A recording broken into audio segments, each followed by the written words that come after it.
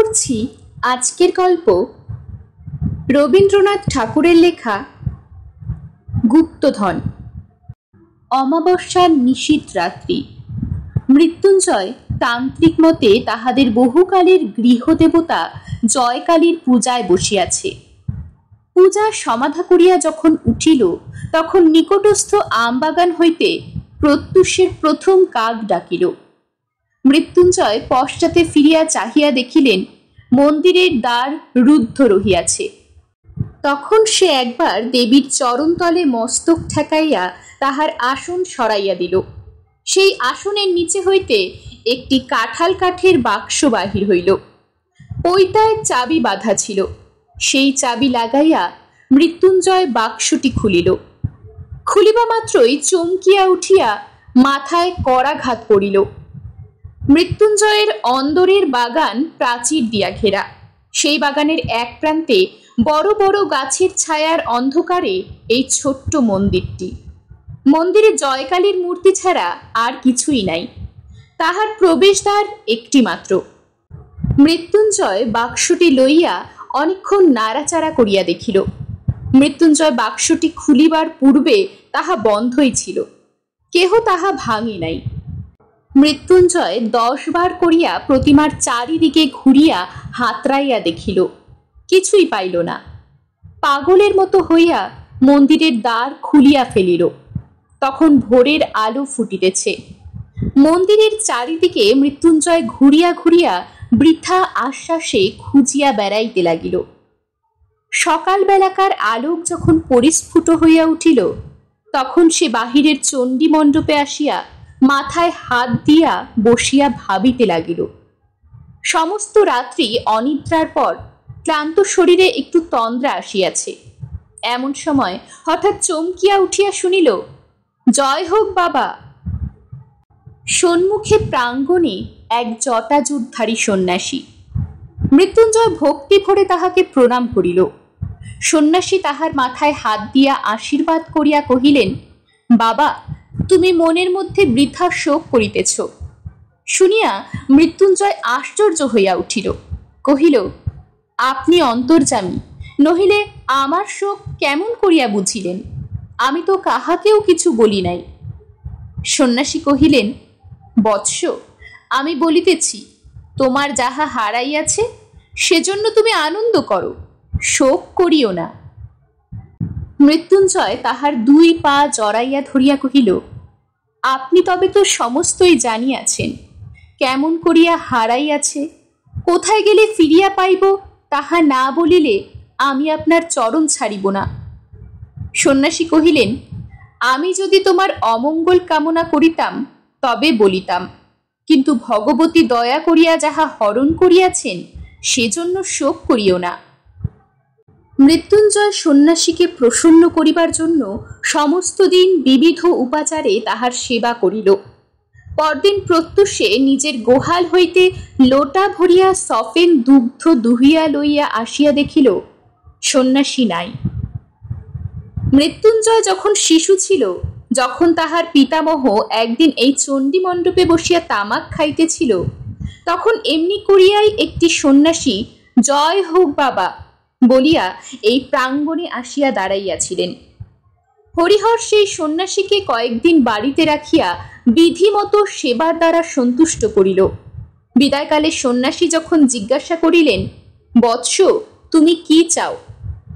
হরিহর কহিল, বাবা যদি সন্তুষ্ট হইয়া থাকেন তবে আমার অবস্থাটা একবার শুনুন। এককালে এই গ্রামে আমরা সকলের চেয়ে বর্ধিষ্ণু ছিলাম। আমার প্রপিতামহ দূর হইতে কুলীন আনাইয়া তাহার এক কন্যার বিবাহ দিয়াছিলেন। তাহার সেই দৌহিত্র বংশ আমাদিগকে ফাঁকি দিয়া আজকাল এই গ্রামে বড়লোক হইয়া উঠিয়াছে। আমাদের এখন অবস্থা ভালো নয়, কাজেই ইহাদের অহংকার সহ্য করিয়া থাকি, কিন্তু আর সহ্য হয় না।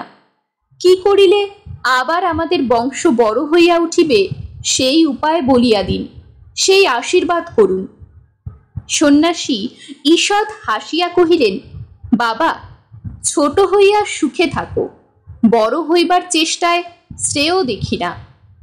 কিন্তু হরিহর তবু ছাড়িল না। বংশকে বড় করিবার জন্যে সে সমস্ত স্বীকার করতে রাজি আছে। তখন সন্ন্যাসী তাহার ঝুলি হইতে কাপড়ে মোড়া একটি তুলট কাগজের লিখন বাহির করিলেন। কাগজখানি দীর্ঘ, কোষ্ঠীপত্রের মতো গুটানো। সন্ন্যাসী সেটি মেজের উপর খুলিয়া ধরিলেন। হরিহর দেখিল তাহাতে নানা প্রকার চক্রে নানা সাংকেতিক চিহ্ন আঁকা, আর সকলের নিম্নে একটি প্রকাণ্ড ছড়া লেখা আছে। তাহার আরম্ভটা এইরূপ: পায়ে ধরে সাধা, রা নাহি দেয় রাধা, শেষে দিল রা, পাগল ছাড়ো পা, তেঁতুল বটের কোলে, দক্ষিণে যাও চলে, ঈশান কোণে ঈশানী, কোহে দিলাম নিশানী। হরিহর কহিল, বাবা, কিছুই তো বুঝলাম না। সন্ন্যাসী কহিলেন, কাছে রাখিয়া দাও, দেবীর পূজা করো, তাহার প্রসাদে তোমার বংশে কেহ না কেহ এই লিখন বুঝিতে পারিবে। তখন সে এমন ঐশ্বর্য পাইবে জগতে যাহার তুলনা নাই। হরিহর মিনতি করিয়া কহিল, বাবা কি বুঝাইয়া দিবেন না? সন্ন্যাসী কহিলেন, না, সাধনা দ্বারা বুঝিতে হইবে। এমন সময় হরিহরের ছোট ভাই শঙ্কর আসিয়া উপস্থিত হইল। তাহাকে দেখিয়া হরিহর তাড়াতাড়ি লুকাইবার চেষ্টা করিল। সন্ন্যাসী হাসিয়া কহিলেন, বড় হইবার পথের দুঃখ এখন হইতেই শুরু হইল, কিন্তু গোপন করিবার দরকার নাই, কারণ ইহার রহস্য কেবল একজন মাত্রই ভেদ করিতে পারিবে। হাজার চেষ্টা করিলেও আর কেহ তাহা পারিবে না। তোমাদের মধ্যে সেই লোকটি যে কে তাহা কেহ জানে না। অতএব ইহা সকলের সম্মুখেই নির্ভয়ে খুলিয়া রাখিতে পারো। সন্ন্যাসী চলিয়া গেলেন, কিন্তু হরিহর এ কাগজটি লুকাইয়া না রাখিয়া থাকিতে পারিল না।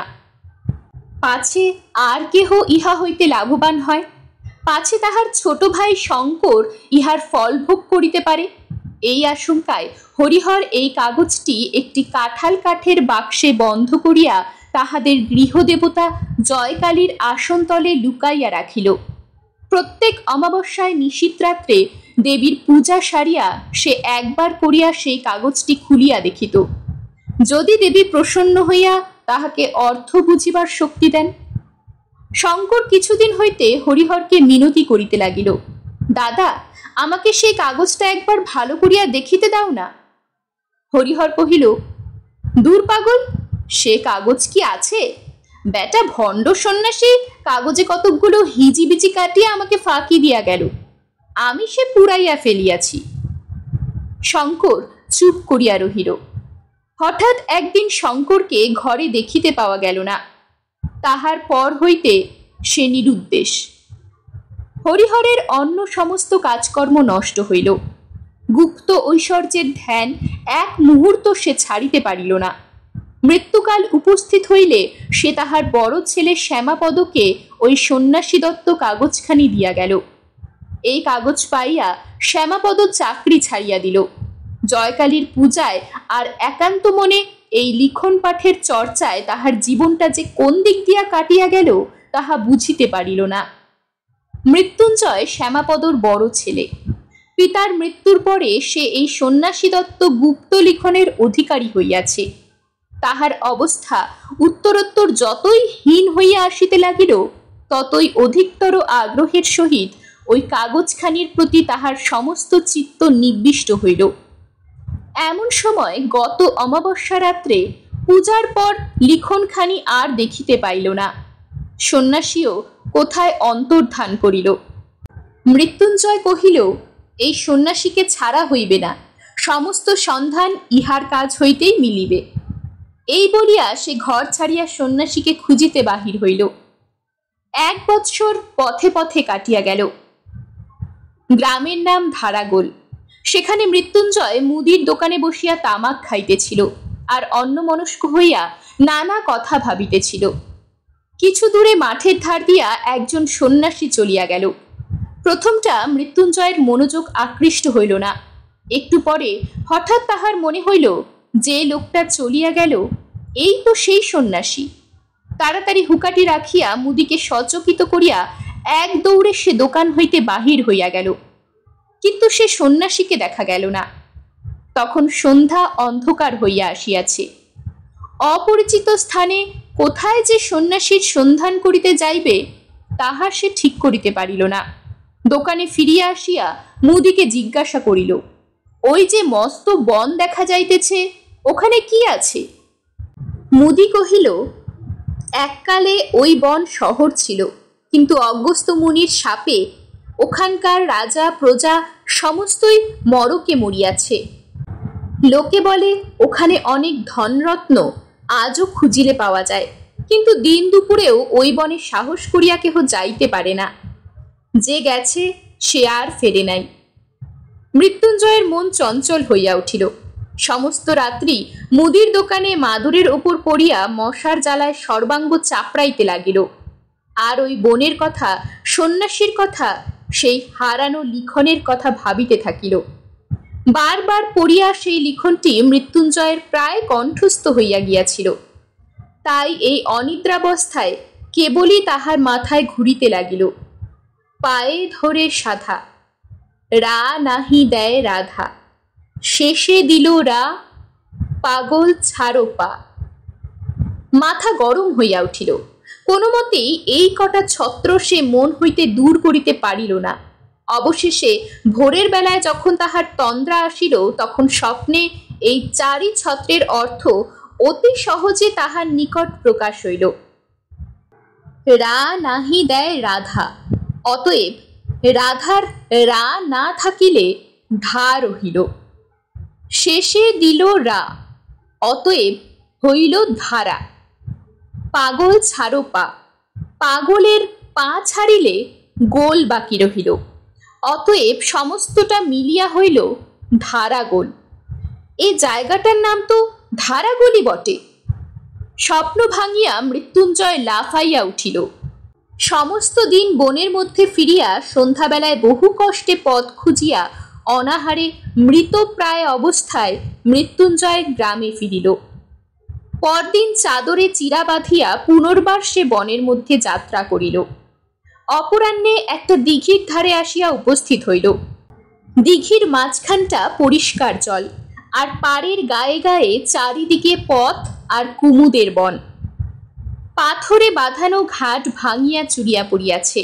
সেখানে জলে চিরা ভিজাইয়া খাইয়া দিঘির চারিদিক প্রদক্ষিণ করিয়া দেখিতে লাগিল। দিঘির পশ্চিম পাড়ের প্রান্তে হঠাৎ মৃত্যুঞ্জয় থমকিয়া দাঁড়াইল। দেখিল একটা তেঁতুল গাছকে বেষ্টন করিয়া প্রকাণ্ড বট গাছ উঠিয়াছে। তৎক্ষণাৎ তাহার মনে পড়িল, তেঁতুল বটের কোলে দক্ষিণে যাও চলে।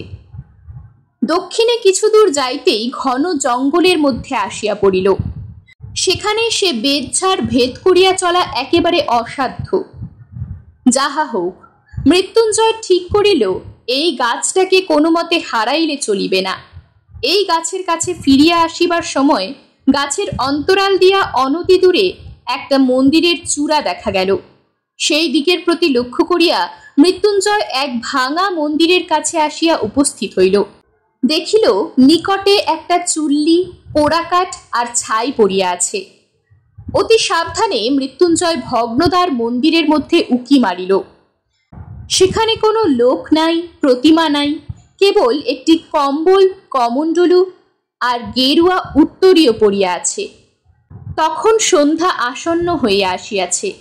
গ্রাম বহু দূরে। অন্ধকারে বনের মধ্যে পথ সন্ধান করিয়া যাইতে পারিবে কিনা, তাই এই মন্দিরে মনুষ্য বসতির লক্ষণ দেখিয়া মৃত্যুঞ্জয় খুশি হইল। মন্দির হইতে একটি বৃহৎ প্রস্তরখণ্ড ভাঙিয়া দ্বারের কাছে পড়িয়াছিল। সেই পাথরের উপরে বসিয়া নত শিরে ভাবিতে ভাবিতে মৃত্যুঞ্জয় হঠাৎ পাথরের গায়ে কি যেন লেখা দেখিতে পাইল। ঝুঁকিয়া পড়িয়া দেখিল একটি চক্র আঁকা। তাহার মধ্যে কতক স্পষ্ট, কতক লুপ্তপ্রায় ভাবে কিছু সাংকেতিক অক্ষর লেখা আছে। এই চক্রটি মৃত্যুঞ্জয়ের সুপরিচিত। কত অমাবস্যা রাত্রে পূজাগৃহে সুগন্ধ ধূপের ধামে ঘৃত দীপালোকে তুলট কাগজে অঙ্কিত এই চক্র চিহ্নের উপরে ঝুঁকিয়া পড়িয়া রহস্যভেদ করিবার জন্য একাগ্র মনে সে দেবীর কাছে প্রার্থনা করিয়াছে। আজ অভীষ্ট সিদ্ধির অত্যন্ত সন্নিকটে আসিয়া তাহার সর্বাঙ্গ যেন কাঁপিতে লাগিল। পাছে তীরে আসিয়া তরি ডোবে, পাছে সামান্য একটা ভুলে তাহার সমস্ত নষ্ট হইয়া যায়, পাছে সেই সন্ন্যাসী পূর্বে আসিয়া সমস্ত উদ্ধার করিয়া লইয়া গিয়া থাকে। এই আশঙ্কায় তাহার বুকের মধ্যে তোলপাড় করিতে লাগিল। এখন যে তাহার কি কর্তব্য তাহা সে ভাবিয়া পাইল না। তাহার মনে হইল সে হয়তো ঐশ্বর্য ভাণ্ডারের ঠিক ওপরেই বসিয়া আছে, অথচ কিছুই জানিতে পাইতেছে না। বসিয়া বসিয়া সে কালী নাম জপ করিতে লাগিল। সন্ধ্যার অন্ধকার নিবিড় হইয়া আসিল। ঝিল্লির ধ্বনিতে বনভূমি মুখর হইয়া উঠিল। এমন সময় কিছু দূর ঘন বনের মধ্যে অগ্নির দীপ্তি দেখা গেল। মৃত্যুঞ্জয় তাহার প্রস্তরাসন ছাড়িয়া উঠিয়া পড়িল, আর সে শিখা লক্ষ্য করিয়া চলিতে লাগিল। বহু কষ্টে কিছু দূর গিয়া একটা অশ্বত্থ গাছের গুড়ির অন্তরাল হইতে স্পষ্ট দেখিতে পাইল। তাহার সেই পরিচিত সন্ন্যাসী অগ্নির আলোকে সেই তুলটের লিখন মেলিয়া একটা কাঠি দিয়া ছাইয়ের ওপর এক মনে অঙ্ক কষিতেছে। মৃত্যুঞ্জয়ের ঘরের সেই পৈতৃক তুলটের লিখন। আরে ভণ্ড চোর! এই জন্যেই সে মৃত্যুঞ্জয়কে শোক করিতে নিষেধ করিয়াছিল বটে। সন্ন্যাসী একবার করিয়া অঙ্ক কষিতেছে, আর একটা মাপকাঠি লইয়া জমি মাপিতেছে। কিয়দ্দূর মাপিয়া হতাশ হইয়া ঘাড় নাড়িয়া পুনর্বার আসিয়া অঙ্ক কষিতে প্রবৃত্ত হইতেছে। এমনি করিয়া রাত্রি যখন অবসান প্রায়, যখন নিশান্তের শীত বায়ুতে বনস্পতির অগ্রশাখার পল্লবগুলি মর্মরিত হইয়া উঠিল, তখন সন্ন্যাসী সেই লিখনপত্র গুটাইয়া লইয়া চলিয়া গেল। মৃত্যুঞ্জয় কি করিবে ভাবিয়া পাইল না। ইহা সে নিশ্চয়ই বুঝিতে পারিল যে সন্ন্যাসীর সাহায্য ব্যতীত এই লিখনের রহস্য ভেদ করা তাহার সাধ্য হইবে না। লুব্ধ সন্ন্যাসী যে মৃত্যুঞ্জয়কে সাহায্য করিবে না তাহাও নিশ্চিত। অতএব গোপনে সন্ন্যাসীর প্রতি দৃষ্টি ছাড়া অন্য উপায় নাই। কিন্তু দিনের বেলায় গ্রামে না গেলে তাহার আহার মিলিবে না। অতএব অনন্তকাল সকালে একবার গ্রামে যাওয়া আবশ্যক। ভোরের দিকে অন্ধকার একটু ফিকা হইবা মাত্র সে গাছ হইতে নামিয়া পড়িল। যেখানে সন্ন্যাসী ছাইয়ের মধ্যে আগ কষিতেছিল সেখানে ভালো করিয়া দেখিল, কিছুই বুঝিল না। চতুর্দিকে ঘুরিয়া দেখিল, অন্য বনখণ্ডের সঙ্গে কোনো প্রভেদ নাই। বনতলের অন্ধকার ক্রমে যখন ক্ষীণ হইয়া আসিল, তখন মৃত্যুঞ্জয় অতি সাবধানে চারিদিক দেখিতে দেখিতে গ্রামের উদ্দেশ্যে চলিল। তাহার ভয় ছিল পাছে সন্ন্যাসী তাহাকে দেখিতে পায়। যে দোকানে মৃত্যুঞ্জয় আশ্রয় গ্রহণ করিয়াছিল তাহার নিকটে একটি কায়স্থ গৃহিণী ব্রত উদযাপন করিয়া সেদিন ব্রাহ্মণ ভোজন করাইতে প্রবৃত্ত ছিল। সেইখানে আজ মৃত্যুঞ্জয়ের আহার জুটিয়া গেল। কয়দিন আহারের কষ্টের পর আজ তাহার ভোজনটি গুরুতর হইয়া উঠিল। সেই গুরু ভোজনের পর যেমন তামাকটি খাইয়া দোকানের মাদুরটিতে একবার গড়াইয়া লইবার ইচ্ছা করিল, অমনি গতরাত্রির অনিদ্রাকাতর মৃত্যুঞ্জয় ঘুমে আচ্ছন্ন হইয়া পড়িল। মৃত্যুঞ্জয় স্থির করিয়াছিল আজ সকাল সকাল আহার আদি করিয়া যথেষ্ট বেলা থাকিতে বাহির হইবে। ঠিক তাহার উল্টা হইল। যখন তাহার নিদ্রা ভঙ্গ হইল তখন সূর্য অস্ত গিয়াছে, তবু মৃত্যুঞ্জয় দমিল না। অন্ধকারেই বনের মধ্যে সে প্রবেশ করিল।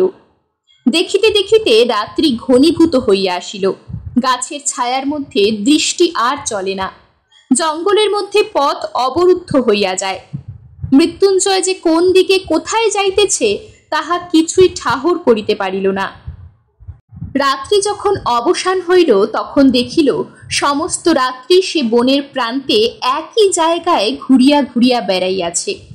কাকের দল কা কা শব্দে গ্রামের দিকে উড়িল। এই শব্দ মৃত্যুঞ্জয়ের কানে ব্যঙ্গপূর্ব ধিক্কার বাক্যের মতো শুনাইল। গণনায় বারংবার ভুল, আর সেই ভুল সংশোধন করিতে করিতে অবশেষে সন্ন্যাসী সুরঙ্গের পথ আবিষ্কার করিয়াছেন। সুরঙ্গের মধ্যে মশাল লইয়া তিনি প্রবেশ করিলেন। বাঁধানো ভিত্তির গায়ে শ্যাতলা পড়িয়াছে।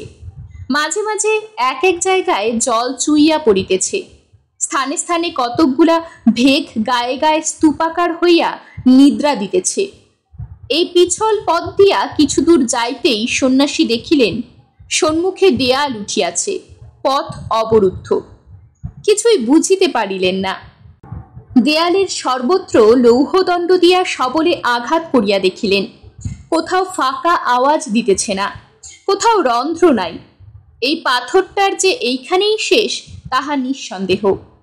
আবার সেই কাগজ খুলিয়া মাথায় হাত দিয়া বসিয়া ভাবিতে লাগিলেন। সে রাত্রি এমনি করিয়া কাটিয়া গেল। পরদিন পুনর্বার গণনা সারিয়া সুরঙ্গে প্রবেশ করিলেন। সেদিন গুপ্ত সংকেত অনুসরণ পূর্বক একটি বিশেষ স্থান হইতে পাথর খসাইয়া এক শাখাপথ আবিষ্কার করিলেন। সেই পথে চলিতে চলিতে আবার এক জায়গায় পথ অবরুদ্ধ হইয়া গেল। অবশেষে পঞ্চম রাত্রে সুরঙ্গের মধ্যে প্রবেশ করিয়া সন্ন্যাসী বলিয়া উঠিলেন, আজ আমি পথ পাইয়াছি, আজ আর আমার কোনো মতেই ভুল হইবে না। পথ অত্যন্ত জটিল, তাহার শাখা প্রশাখার অন্ত নাই, কোথাও এত সংকীর্ণ যে গুড়ি মারিয়া যাইতে হয়। বহু যত্নে মশাল ধরিয়া চলিতে চলিতে সন্ন্যাসী একটা গোলাকার ঘরের মতো জায়গায় আসিয়া পৌঁছিলেন। সেই ঘরের মাঝখানে একটা বৃহৎ ইদারা। মশালের আলোকে সন্ন্যাসী তাহার তল দেখিতে পাইলেন না। ঘরের ছাদ হইতে একটা মোটা প্রকাণ্ড লৌহ শৃঙ্খল ইদারার মধ্যে নামিয়া গেছে। সন্ন্যাসী প্রাণপণ বলে ঠেলিয়া এই শৃঙ্খলটাকে অল্প একটুখানি নাড়িবা মাত্র ঠং করিয়া একটা শব্দ ইদারার গহ্বর হইতে উত্থিত হইয়া ঘরময় প্রতিধ্বনিত হইতে লাগিল। সন্ন্যাসী উচ্চস্বরে বলিয়া উঠিলেন, পাইয়াছি। যেমন বলা অমনি সেই ঘরের ভাঙা ভিত্তি হইতে একটা পাথর গড়াইয়া পড়িল, আর সেই সঙ্গে আর একটি কি সচেতন পদার্থ ধপ করিয়া পড়িয়া চিৎকার করিয়া উঠিল। সন্ন্যাসী এই অকস্মাৎ শব্দে চমকিয়া উঠিতেই তাহার হাত হইতে মশাল পড়িয়া নিবিয়া গেল। সন্ন্যাসী জিজ্ঞাসা করিলেন, তুমি কে? কোনো উত্তর পাইলেন না। তখন অন্ধকারে হাতড়াইতে গিয়া তাহার হাতে একটি মানুষের দেহ ঠেকিল। তাহাকে নাড়া দিয়া জিজ্ঞাসা করিলেন, কে তুমি? কোনো উত্তর পাইলেন না। লোকটা অচেতন হইয়া গেছে। তখন চকমকে ঠুকিয়া ঠুকিয়া সন্ন্যাসী অনেক কষ্টে মশাল ধরাইলেন। ইতিমধ্যে সেই লোকটাও সংজ্ঞাপ্রাপ্ত হইল, আর উঠিবার চেষ্টা করিয়া বেদনায় আর্তনাদ করিয়া উঠিল। সন্ন্যাসী কহিলেন, এ কি মৃত্যুঞ্জয় যে, তোমার এ মতে হইল কেন? মৃত্যুঞ্জয় কহিল, বাবা মাপ করো, ভগবান আমাকে শাস্তি দিয়াছেন। তোমাকে পাথর ছুঁড়িয়া মারিতে গিয়া সামলাইতে পারি নাই। পিছলে পাথর শুদ্ধ আমি পড়িয়া গেছি, পাটা নিশ্চয়ই ভাঙিয়া গেছে। সন্ন্যাসী কহিলেন, আমাকে মারিয়া তোমার কি লাভ হইত? মৃত্যুঞ্জয় কহিল, লাভের কথা তুমি জিজ্ঞাসা করিতেছ? তুমি কিসের লোভে আমার পূজাঘর হইতে লিখনখানি চুরি করিয়া এই সুরঙ্গের মধ্যে ঘুরিয়া বেড়াইতেছ? তুমি চোর, তুমি ভণ্ড। আমার পিতামহকে যে সন্ন্যাসী ওই লিখনখানি দিয়াছিলেন তিনি বলিয়াছিলেন, আমাদেরই বংশের কেহ এই লিখনের সংকেত বুঝিতে পারিবে। এই গুপ্ত ঐশ্বর্য আমাদেরই বংশের প্রাপ্য। তাই আমি এই কয়দিন না খাইয়া না ঘুমাইয়া ছায়ার মতো তোমার পশ্চাতে ফিরিয়াছি। আজ যখন তুমি বলিয়া উঠিলে পাইয়াছি, তখন আমি আর থাকিতে পারিলাম না। আমি তোমার পশ্চাতে আসিয়া ওই গর্তটার ভেতরে লুকাইয়া বসিয়াছিলাম। ওখান হইতে একটা পাথর খসাইয়া তোমাকে মারিতে গেলাম, কিন্তু শরীর দুর্বল, জায়গাটাও অত্যন্ত পিছল, তাই পড়িয়া গেছি। এখন তুমি আমাকে মারিয়া ফেলো সেও ভালো, আমি যক্ষ হইয়া এই ধন আগলাইব, কিন্তু তুমি ইহা লইতে পারিবে না, কোনো মতেই না। যদি লইতে চেষ্টা করো, আমি ব্রাহ্মণ, তোমাকে অভিশাপ দিয়া এই কূপের মধ্যে ঝাঁপ দিয়া পড়িয়া আত্মহত্যা করিব। এ ধন তোমার ব্রহ্মরক্ত গোরক্ত তুল্য হইবে। এ ধন তুমি কোনোদিন সুখে ভোগ করিতে পারিবে না। আমাদের পিতা পিতামহ এই ধনের উপরে সমস্ত মন রাখিয়া মরিয়াছেন। এই ধনের ধ্যান করিতে করিতে আমরা দরিদ্র হইয়াছি। এই ধনের সন্ধানে আমি বাড়িতে অনাথা স্ত্রী ও শিশু সন্তান ফেলিয়া আহার নিদ্রা ছাড়িয়া লক্ষ্মী ছাড়া পাগলের মতো মাঠে ঘাটে ঘুরিয়া বেড়াইতেছি। এ ধন তুমি আমার চোখের সম্মুখে কখনো লইতে পারিবে না। সন্ন্যাসী কহিলেন, মৃত্যুঞ্জয়, তবে শোনো, সমস্ত কথা তোমাকে বলি। তুমি জানো, তোমার পিতামহের এক কনিষ্ঠ সহোদর ছিল, তাহার নাম ছিল শঙ্কর। মৃত্যুঞ্জয় কহিল, হ্যাঁ, তিনি নিরুদ্দেশ হইয়া বাহির হইয়া গিয়াছেন। সন্ন্যাসী কহিলেন, আমি সেই শঙ্কর। মৃত্যুঞ্জয় হতাশ হইয়া দীর্ঘ নিঃশ্বাস ফেলিল। এতক্ষণ এই গুপ্তধনের উপর তাহার যে একমাত্র দাবি সে সাব্যস্ত করিয়া বসিয়াছিল, তাহারই বংশের আত্মীয় আসিয়া সে দাবি নষ্ট করিয়া দিল। শঙ্কর কহিলেন, দাদা সন্ন্যাসীর নিকট হইতে লিখন পাইয়া অবধি আমার কাছে তাহা বিধিমতে লুকাইবার চেষ্টা করিতেছিলেন, কিন্তু তিনি যতই গোপন করিতে লাগিলেন আমার ঔৎসুক্য ততই বাড়িয়া উঠিল। তিনি দেবীর আসনের নিচে বাক্সের মধ্যে ওই লিখনখানি লুকাইয়া রাখিয়াছিলেন। আমি তাহার সন্ধান পাইলাম, আর দ্বিতীয় চাবি বানাইয়া প্রতিদিন অল্প অল্প করিয়া সমস্ত কাগজখানা নকল করিতে লাগিলাম। যেদিন নকল শেষ হইল সেই দিনই আমি এই ধনের সন্ধানে ঘর ছাড়িয়া বাহির হইলাম। আমারও ঘরে অনাথা স্ত্রী এবং একটি শিশু সন্তান ছিল। আজ তাহারা কেহ বাঁচিয়া নাই। কত দেশ দেশান্তরে ভ্রমণ করিয়াছি, তাহা বিস্তারিত বর্ণনার প্রয়োজন নাই। সন্ন্যাসী দত্ত এই লিখন নিশ্চয়ই কোনো সন্ন্যাসী আমাকে বুঝাইয়া দিতে পারিবেন, এই মনে করিয়া অনেক সন্ন্যাসীর আমি সেবা করিয়াছি। অনেক ভণ্ড সন্ন্যাসী আমার ওই কাগজের সন্ধান পাইয়া তাহা হরণ করিবারও চেষ্টা করিয়াছে। এইরূপে কত বৎসরের পর বৎসর কাটিয়াছে। আমার মনে এক মুহূর্তের জন্য সুখ ছিল না, শান্তি ছিল না।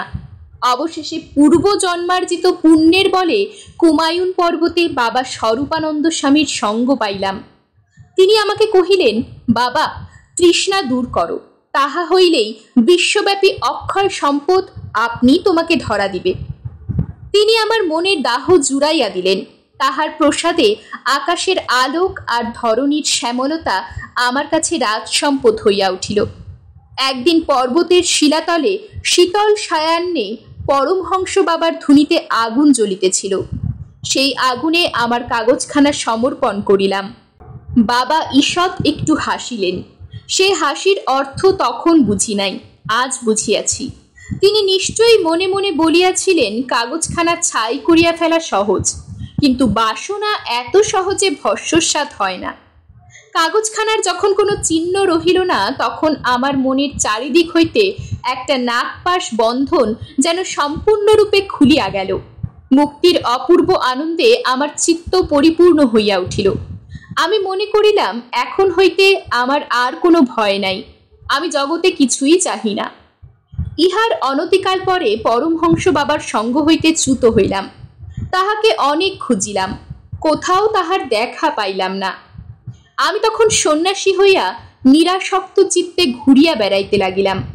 অনেক বৎসর কাটিয়া গেল, সেই লিখনের কথা প্রায় ভুলিয়াই গেলাম। এমন সময় একদিন এই ধারাগোলের বনের মধ্যে প্রবেশ করিয়া একটি ভাঙা মন্দিরের মধ্যে আশ্রয় লইলাম। দুই একদিন থাকিতে থাকিতে দেখিলাম মন্দিরের ভিতে স্থানে স্থানে নানা প্রকার চিহ্ন আঁকা আছে। এই চিহ্নগুলি আমার পূর্ব পরিচিত। এতকালে বহুদিন যাহার সন্ধানে ফিরিয়াছিলাম, তাহার যে নাগাল পাওয়া যাইতেছে তাহাতে আমার সন্দেহ রহিল না। আমি কহিলাম, এখানে আর থাকা হইবে না, এ বন ছাড়িয়া চলিলাম। কিন্তু ছাড়িয়া যাওয়া ঘটিল না। মনে হইল, দেখাই যাক না কি আছে। কৌতূহল একেবারে নিবৃত্ত করিয়া যাওয়াই ভালো। চিহ্নগুলো লইয়া অনেক আলোচনা করিলাম, কোনো ফল হইল না। বারবার মনে হইতে লাগিল, কেন সে কাগজখানা পুড়াইয়া ফেলিলাম, সেখানে রাখিলেই বা ক্ষতি কি ছিল। তখন আবার আমার সেই জন্মগ্রামে গেলাম। আমাদের পৈতৃক ভিটার নিতান্ত দুরবস্থা দেখিয়া মনে করিলাম, আমি সন্ন্যাসী, আমার ধনরত্নে কোনো প্রয়োজন নাই, কিন্তু এই গরিবরা তো গৃহী, সেই গুপ্ত সম্পদ ইহাদের জন্য উদ্ধার করিয়া দিলে তাহাতে দোষ নাই।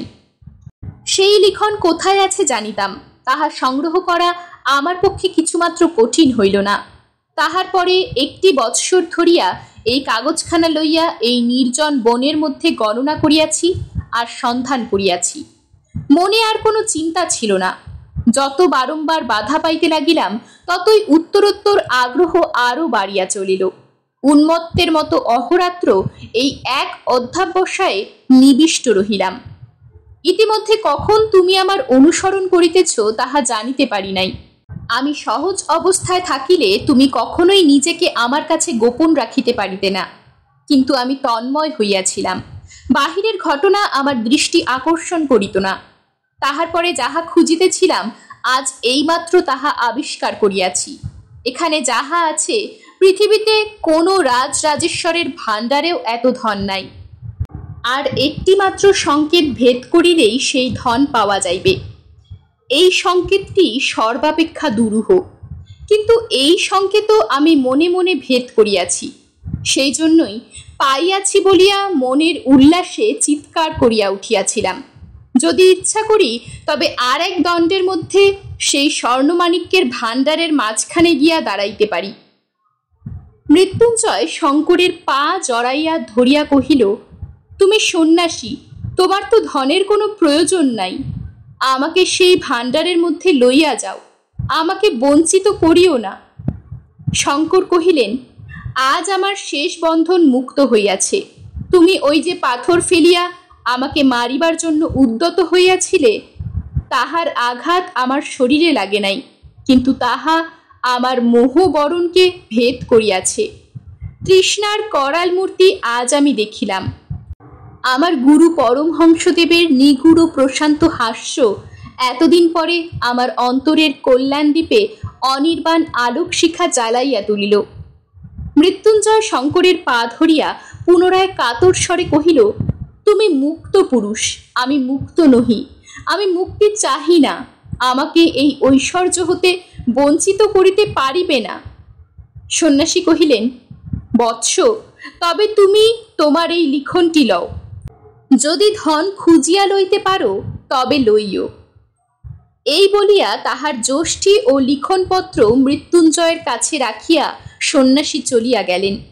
মৃত্যুঞ্জয় কহিল, আমাকে দয়া করো, আমাকে ফেলিয়া যাইও না, আমাকে দেখাইয়া দাও। কোনো উত্তর পাইল না। তখন মৃত্যুঞ্জয় যষ্ঠির উপর ভর করিয়া হাতড়াইয়া সুরঙ্গ হইতে বাহির হইবার চেষ্টা করিল, কিন্তু পথ অত্যন্ত জটিল, গোলক ধাঁধার মতো। বারবার বাধা পাইতে লাগিল। অবশেষে ঘুরিয়া ঘুরিয়া ক্লান্ত হইয়া এক জায়গায় শুইয়া পড়িল এবং নিদ্রা আসিতে বিলম্ব হইল না। ঘুম হইতে যখন জাগিল তখন রাত্রি কি দিন কি কত বেলা তাহা জানিবার কোনো উপায় ছিল না। অত্যন্ত ক্ষুধা বোধ হইলে মৃত্যুঞ্জয় চাদরের প্রান্ত হইতে চিরা খুলিয়া লইয়া খাইল। তাহার পর আর একবার হাতড়াইয়া সুরঙ্গ হইতে বাহির হইবার পথ খুঁজিতে লাগিল। নানা স্থানে বাধা পাইয়া বসিয়া পড়িল। তখন চিৎকার করিয়া ডাকিল, ওগো সন্ন্যাসী, তুমি কোথায়? তাহার সেই ডাক সুরঙ্গের সমস্ত শাখা প্রশাখা হইতে বারংবার প্রতিধ্বনিত হইতে লাগিল। অনতিদূর হইতে উত্তর আসিল, আমি তোমার নিকটেই আছি, কি চাও বলো। মৃত্যুঞ্জয় কাতর স্বরে কহিল, কোথায় ধন আছে আমাকে দয়া করিয়া দেখাইয়া দাও। তখন আর কোনো সাড়া পাওয়া গেল না। মৃত্যুঞ্জয় বারংবার ডাকিল, কোনো সাড়া পাইল না। দণ্ডপ্রহারের দ্বারা অবিভক্ত এই ভূতলগত চিররাত্রির মধ্যে মৃত্যুঞ্জয় আর একবার ঘুমাইয়া লইল। ঘুম হইতে আবার সেই অন্ধকারের মধ্যে জাগিয়া উঠিল। চিৎকার করিয়া ডাকিল, ওগো, আছো কি? নিকট হইতেই উত্তর পাইল, এইখানেই আছি, কি চাও? মৃত্যুঞ্জয় কহিল, আমি আর কিছু চাই না, আমাকে এই সুরঙ্গ হইতে উদ্ধার করিয়া লইয়া যাও। সন্ন্যাসী জিজ্ঞাসা করিলেন, তুমি ধন চাও না? মৃত্যুঞ্জয় কহিল, না, চাহি না। তখন চকমকি ঠোকার শব্দ উঠিল এবং কিছুক্ষণ পরে আলো জ্বলিল। সন্ন্যাসী কহিলেন, তবে এসো মৃত্যুঞ্জয়, এই সুরঙ্গ হইতে বাহিরে যাই। মৃত্যুঞ্জয় কাতর স্বরে কহিল, বাবা, নিতান্তই কি সমস্ত ব্যর্থ হইবে? এত কষ্টের পরেও ধন কি পাইব না? তৎক্ষণাৎ মশাল নিবিয়া গেল। মৃত্যুঞ্জয় কহিল, কি নিষ্ঠুর বলিয়া সেখানে বসিয়া পড়িয়া ভাবিতে লাগিল। সময়ের কোনো পরিমাণ নাই, অন্ধকারের কোনো অন্ত নাই। মৃত্যুঞ্জয়ের ইচ্ছা করিতে লাগিল তাহার সমস্ত শরীর মনের বলে এই অন্ধকারটাকে ভাঙিয়া চূর্ণ করিয়া ফেলে। আলোক আকাশ আর বিশ্বচ্ছবির বৈচিত্র্যের জন্য তাহার প্রাণ ব্যাকুল হইয়া উঠিল। কহিল, ওগো সন্ন্যাসী, ওগো নিষ্ঠুর সন্ন্যাসী, আমি ধন চাই না, আমাকে উদ্ধার করো। সন্ন্যাসী কহিলেন, ধন চাও না? তবে আমার হাত ধরো, আমার সঙ্গে চলো। এবারে আর আলো জ্বলিল না। এক হাতে যষ্ঠী ও এক হাতে সন্ন্যাসীর উত্তরীয় ধরিয়া মৃত্যুঞ্জয় ধীরে ধীরে চলিতে লাগিল। বহুক্ষণ ধরিয়া অনেক আঁকাবাঁকা পথ দিয়া অনেক ঘুরিয়া ফিরিয়া এক জায়গায় আসিয়া সন্ন্যাসী কহিলেন, দাঁড়াও। মৃত্যুঞ্জয় দাঁড়াইল। তাহার পর একটা মরিচা পড়া লোহার দ্বার খোলার উৎকট শব্দ শোনা গেল। সন্ন্যাসী মৃত্যুঞ্জয়ের হাত ধরিয়া কহিলেন, এসো। মৃত্যুঞ্জয় অগ্রসর হইয়া যেন একটা ঘরে প্রবেশ করিল। তখন আবার চকমকি ঠোকার শব্দ শোনা গেল। কিছুক্ষণ পরে যখন মশাল জ্বলিয়া উঠিল, তখন এ কি আশ্চর্য দৃশ্য! চারিদিকে দেয়ালের গায়ে মোটা মোটা সোনার পাত ভূগর্ভরুদ্ধ কঠিন সূর্যালোক পুঞ্জের মতো স্তরে স্তরে সজ্জিত। মৃত্যুঞ্জয়ের চোখ দুটা জ্বলিতে লাগিল। সে পাগলের মতো বলিয়া উঠিল, এ সোনা আমার, এ আমি কোনো মতেই ফেলিয়া যাইতে পারিব না। সন্ন্যাসী কহিলেন, আচ্ছা, ফেলিয়া যাইও না। এই মশাল রহিল, আর এই ছাতু, চিরা আর বড় এক ঘটি জল রাখিয়া গেলাম। দেখিতে দেখিতে সন্ন্যাসী বাহির হইয়া আসিলেন, আর এই স্বর্ণভাণ্ডারের লৌহদ্বারে কপাট পড়িল। মৃত্যুঞ্জয় বারবার করিয়া এই স্বর্ণপুঞ্জ স্পর্শ করিয়া ঘরময় ঘুরিয়া ঘুরিয়া বেড়াইতে লাগিল। ছোট ছোট স্বর্ণখণ্ড টানিয়া মেজের উপর ফেলিতে লাগিল, কোলের উপর তুলিতে লাগিল, একটার উপরে আর একটা আঘাত করিয়া শব্দ করিতে লাগিল, সর্বাঙ্গের উপর বুলাইয়া তাহার স্পর্শ লইতে লাগিল। অবশেষে শ্রান্ত হইয়া সোনার পাত বিছাইয়া তাহার উপর শয়ন করিয়া ঘুমাইয়া পড়িল। জাগিয়া উঠিয়া দেখিল চারিদিকে সোনা ঝকমক করিতেছে, সোনা ছাড়া আর কিছুই নাই। মৃত্যুঞ্জয় ভাবিতে লাগিল, পৃথিবীর উপরে হয়তো এতক্ষণে প্রভাত হইয়াছে, সমস্ত জীবজন্তু আনন্দে জাগিয়া উঠিয়াছে। তাহাদের বাড়িতে পুকুরের ধারের বাগান হইতে প্রভাতে যে একটি স্নিগ্ধ গন্ধ উঠিত, তাহাই কল্পনায় তাহার নাসিকায় যেন প্রবেশ করিতে লাগিল। সে যেন স্পষ্ট চোখে দেখিতে পাইল পাতিহাঁসগুলি দুলিতে দুলিতে কলরব করিতে করিতে সকালবেলায় পুকুরের জলের মধ্যে আসিয়া পড়িতেছে, আর বাড়ির ঝি বামা কোমরে কাপড় চড়াইয়া ঊর্ধ্বোত্থিত দক্ষিণ হস্তের উপর একরাশি পিতল কাঁসার থালাবাটি লইয়া ঘাটে আনিয়া উপস্থিত করিতেছে। মৃত্যুঞ্জয় দ্বারে আঘাত করিয়া ডাকিতে লাগিল, ওগো সন্ন্যাসী ঠাকুর, আছো কি? দ্বার খুলিয়া গেল। সন্ন্যাসী কহিলেন, কি চাও? মৃত্যুঞ্জয় কহিল, আমি বাহিরে যাইতে চাই, কিন্তু সঙ্গে কি সোনার দুটো একটা পাতও লইয়া যাইতে পারিব না? সন্ন্যাসী তাহার কোনো উত্তর না দিয়া নতুন মশাল জ্বালাইলেন, পূর্ণ কমণ্ডলু একটি রাখিলেন, আর উত্তরীয় হইতে কয়েক মুষ্টি চিরা মেজের উপর রাখিয়া বাহির হইয়া গেলেন। দ্বার বন্ধ হইয়া গেল। মৃত্যুঞ্জয় পাতলা একটা সোনার পাত লইয়া তাহা দোমড়াইয়া খণ্ড খণ্ড করিয়া ভাঙিয়া ফেলিল। সেই খণ্ড সোনাগুলোকে লইয়া ঘরের চারিদিকে লোষ্ট্রখণ্ডের মতো ছড়াইতে লাগিল। কখনো বা দাঁত দিয়া দংশন করিয়া সোনার পাতের উপর দাগ করিয়া দিল, কখনো বা একটা সোনার পাত মাটিতে ফেলিয়া তাহার উপরে বারংবার পদাঘাত করিতে লাগিল। মনে মনে বলিতে লাগিল, পৃথিবীতে এমন সম্রাট কয়জন আছে যাহারা সোনা লইয়া এমন করিয়া ফেলা ছড়া করিতে পারে? মৃত্যুঞ্জয়ের যেন একটা প্রলয়ের রোগ চাপিয়া গেল। তাহার ইচ্ছা করিতে লাগিল এই রাশিকৃত সোনাকে চূর্ণ করিয়া ধুলির মতো সে ঝাড় দিয়া উড়াইয়া ফেলে, আর এই রূপে পৃথিবীর সমস্ত সুবর্ণলুপ্ত রাজা মহারাজকে সে অবজ্ঞা করিতে পারে।